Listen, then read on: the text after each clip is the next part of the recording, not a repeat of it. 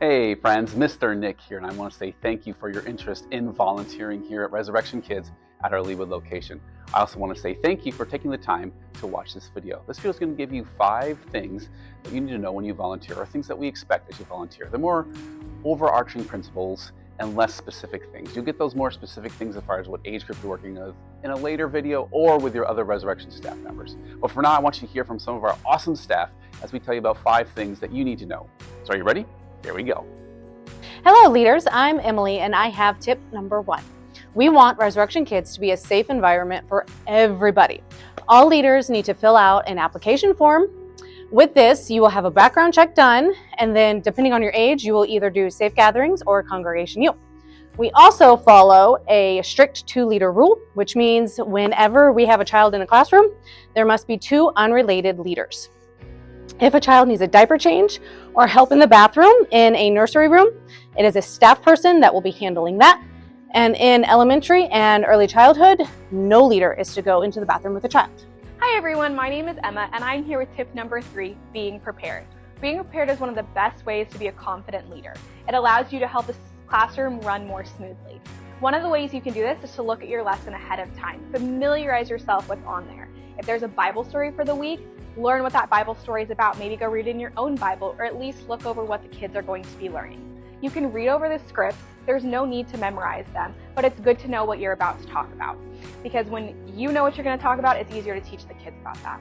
And lastly, you can pray over the weekend. Pray over what you're going to be teaching for, and pray that those kids learn what they're supposed to while they're there. Kids can sense disorganization, and being prepared helps you feel like you know what's going on and that they will be engaged in a safe environment and have fun the entire time.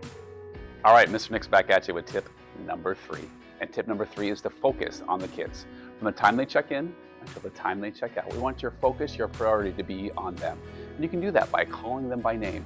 You can do that by sitting at the table while they're taking part in a craft or an activity. Sit with them in circle time. Play the games with them. Always make sure your focus is on them and making sure that they feel welcome and cared for. Now, one of the obvious distractions to focusing on the kids can be our cell phone. So we ask that you only use your cell phone if it's part of the lesson for the morning, or if your grandma has texted you, feel free to text her back real quick. But make sure that you are focused on the kids throughout the time and letting them know that they are important, that they're cared for. And when you do that, you're representing Jesus to them. Hi, I'm Mr. Mike with step number 4, communicate.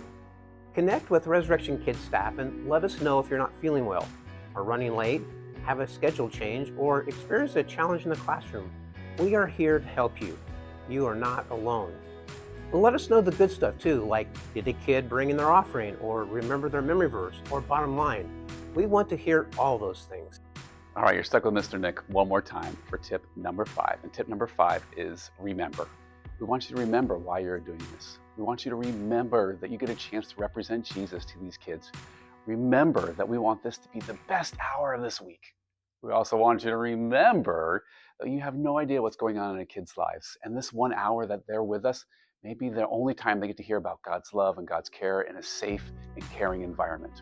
And we want you to remember that this is a chance for their grown-ups to have time to refresh and recharge spiritually, whether it's at worship or in a small group. So remember that this is your chance to make a spiritual impact in the lives of kids that could last for all of eternity.